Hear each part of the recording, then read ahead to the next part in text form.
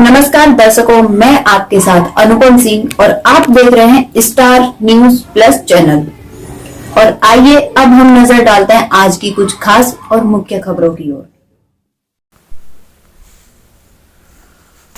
खबर उत्तर प्रदेश के लखनऊ से है। चुनावों में शराब, नशे की गोलियों की आदत में, उन्माद में आकर अपना जीवन बेकार मत करना। जब आप लोग शाकाहारी, सदाचारी, नशा मुक्त देशभक्त आगे बढ़ोगे तो अच्छे नेता सब आपके साथ हो जाएंगे। भारतवासियों को गलत आदतों में पड़कर अपना जीवन बर्बाद नहीं करने की शिक्षा देने वाले, चुनाव व्यवस्था में शाकाहारी, नशा मुक्त देश सेवा करने वालों को ही महत्व देने वाले इस समय के पूरे महापुरुष, पक्के देशभक्त उज्जैन वाले बाबा उमाकांत जी महाराज ने बताया कि चुनाव की घोषणा होने वाली है। बड़ी होशियारी से रहना। अगर शराब, नशे की गोलियों की आदत में फंस गए तो जीवन बेकार चला जाएगा। उतावलेपन, उन्माद में अगर आ गए तो हाथ पैर टूट जाएंगे, जिंदगी बेकार हो जाएगी। पार्टियां कोई खराब नहीं होती, लेकिन खराब लोग जब उसमें आ जाते हैं तब व्यवस्था खराब कर देते हैं।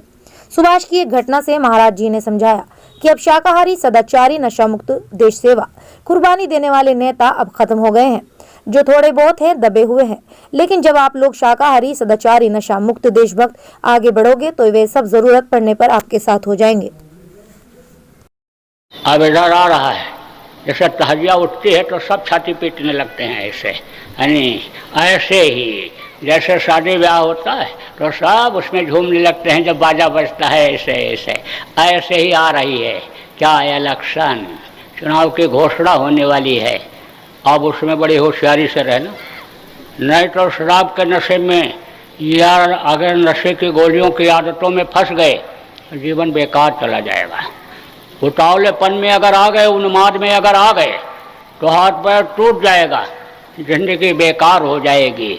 इसलिए बड़ी होशियारी से रहने की ज़रूरत है, क्योंकि पार्टियां कोई खराब नहीं होती हैं, लेकिन खराब लोग जब उसमें आ जाते हैं तब व्यवस्था खराब कर देते हैं।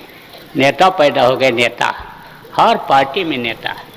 नेता किसको कहते हैं जानते हो? बता देता हूँ।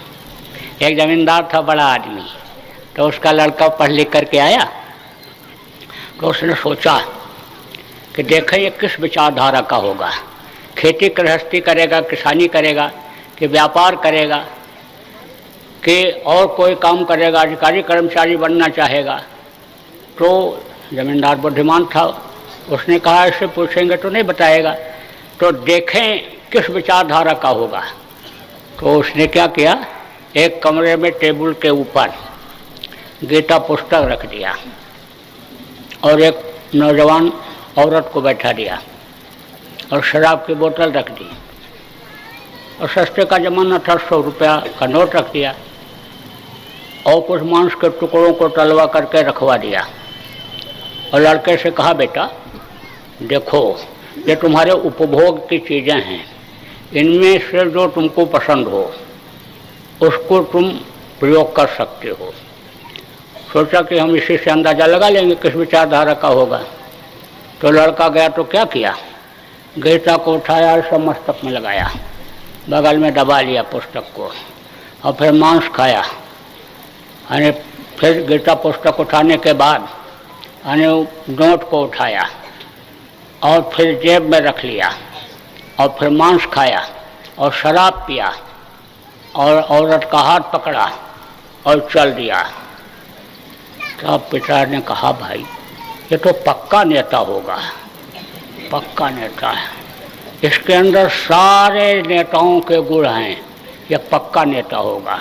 ऐसे पक्के नेता हो गए वो जो नेता थे, जो देश के लिए कुर्बानी दिए, जो विदेशों में भी जा कर के भाव पैदा किए नौजवान में, वो सुभाष जैसे नेता तो खत्म हो गए।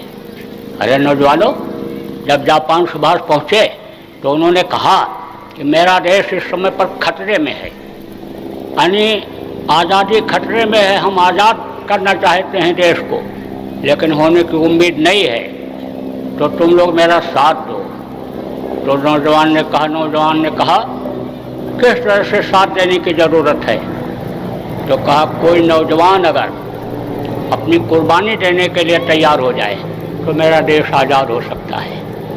वहाँ कई नौजवान बैठे थे, एक नौजवान ने कहा मैं